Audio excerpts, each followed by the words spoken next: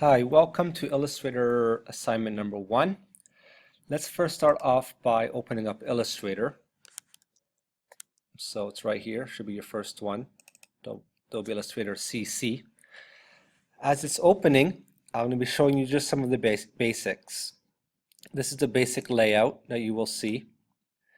Depending if you have essentials showing up here or not, you got different options, but I would just stick with essentials as you'll have most of the options that you need on the right side. A couple of things before we actually start a new document. You'll notice in your tool panel on the left side here, you have some tools that have a little triangle in the corner. That means there's some hidden tools underneath. So when they're asking you, or I'm asking you to use a certain tool and you can't find it, then this is where you might find different ones. This is your control panel at the top. If I select different tools, we'll see this will change when I select different ones once I have a document open. This is your menu bar at the top, and on the right side is what's called panels.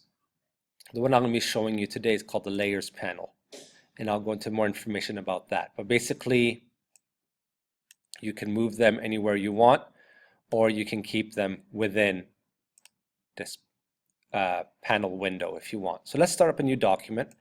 File, new.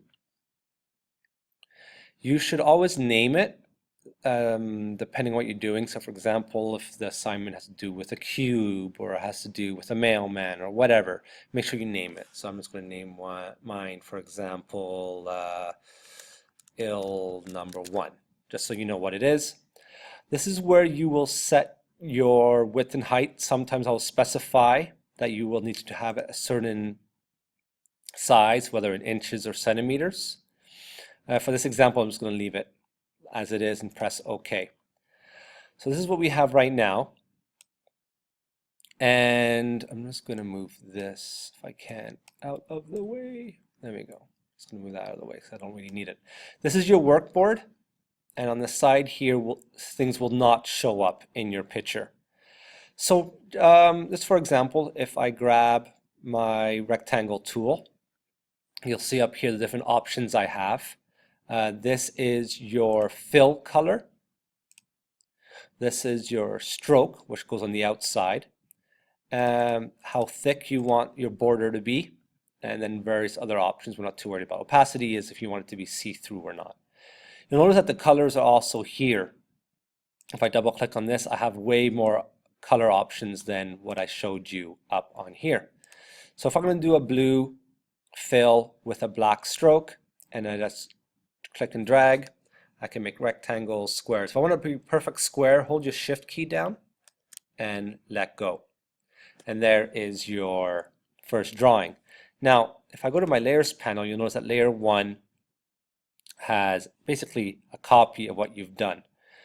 If I have my selection tool selected, I can move it around. You also notice that it has scaling options if I want. Again, if you want to scale it nicely, hold shift down and it'll keep it the same proportions. Now with layers, it's a good idea to label them, because with some assignments you're going to get up to 100 layers sometimes, and if you don't label them, it's going to get very confusing when you have to find one. Let me show you another trick with layers. So for example, here was my first box. If I want to do a circle, let's see, ellipse tool, and I'm going to change the color in this case, so we'll make it green, and I draw a circle, you'll notice that the circle goes above the square. And that's what layers are all about.